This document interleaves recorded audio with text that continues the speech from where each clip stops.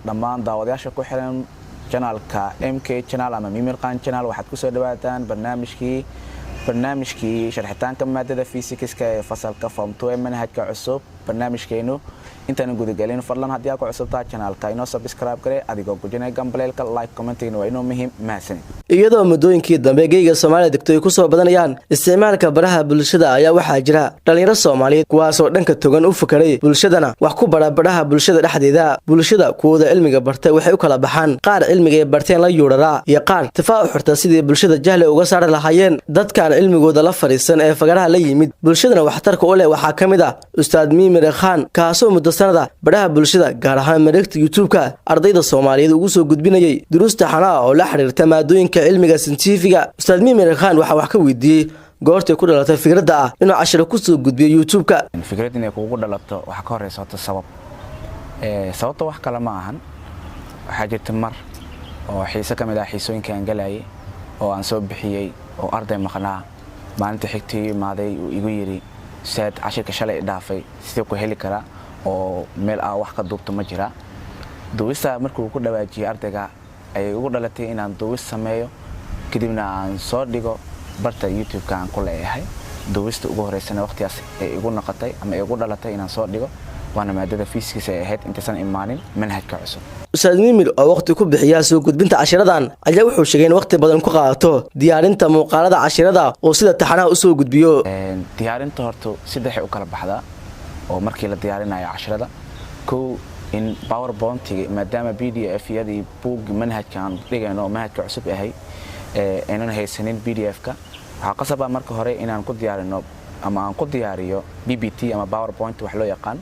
kadib PowerPoint markii loo diyaariyo waxay noqonaysaa hadana videogii qaabka loogu duubay screenshot-kii in la diyaariyo si la mid ah kadibna in la sii diyaariyo qaabkii loo jarjari lahaa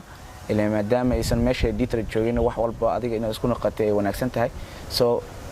inta badan waqtiga noogu badan ama waqtiga ugu badan ay ugu qaadanayso waa PPT markii la diyaarinayo sababtoo ah PPT-ga waxay leedahay su'aalooyin oo xisaabaad ah ay soo galayso cashirka marka la dhigayo ama marka la sharxayo su'aalooyinka xisaabaadka ahi inta badan waxa loo adeegsadaa qalin loogu talagalay PPT-ga ama PowerPoint markii la adeegsanayo qalimaan loogu talagalay computer-ka loo isticmaalo inkastoo qalinkaasi aysan ahayn mid hadda yani awoodeeda tahay in la helo marka waxaan go'aansaday ama aan go'aansaday in PPT-ga qaabkii qalinka looga maarmi lahaa inaan sameeyno oo yani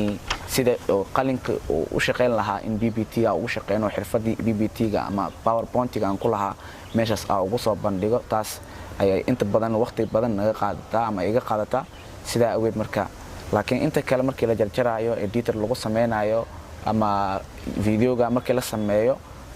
يعني وقت ساسو ما بدن وما قادنayso muddo hal saacada u fadhiisato inta badan way haleelaysaa dhanka kale Ustaad Mimir Khan ayaa noo sheegay in arday badan ka afraxda barta YouTube-ka oo ku soo gudbiya cashirada ku aadan scientifiga oo na sheegana inuu dhiirigelin ka helo ardayda wax uu baray in badan way jiraan arday fara badan waaba kuwa aan dhiirigelinta inta badan aan ka helo inkastoo ardayda aadka u fara badan ay la soo xiriiraan ay u badan yihiin arday gobol ah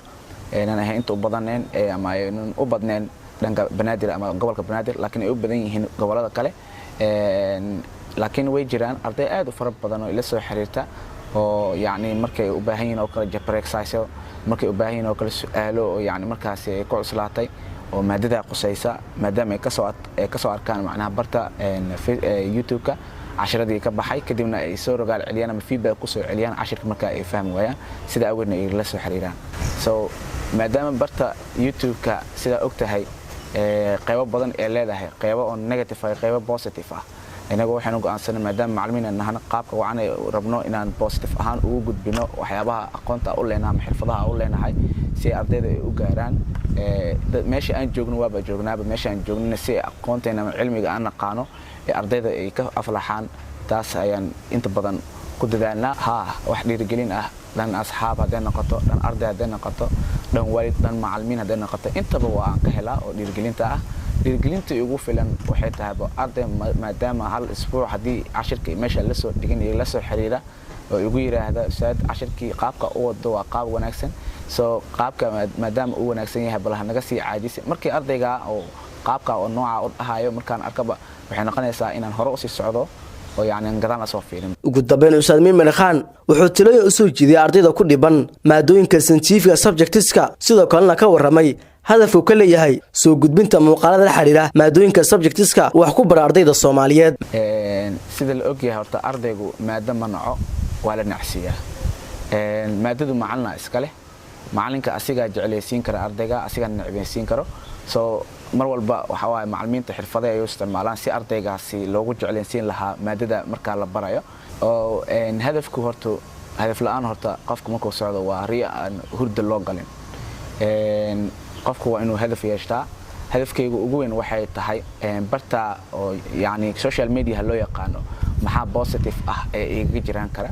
faa'iido noocay ah ardaydii iyo dadka Soomaaliyeed ee rabaan waxbarashada dhanka iyo physics-ka iyo maths-ka waxay qoseeyay scientific ah maxay ka faa'iidayaan dhankaaga kaga soo aadan cilmi adiga aad leedahay oo ay dadku kalena ay ka macaashaan maxay tahay qaab noocaas oo kale iyo hadafyo badan oo aad u waaweyn oo in gaaristeedana ay dhowdahay dadaalkeedana aniga ilaga rabo fulinteeda insha Allah alla aan ka sugayno. Maxamuud Axmed Maxamuud Shaasha, Telefishinka Som News TV, magaalada Muqdisho.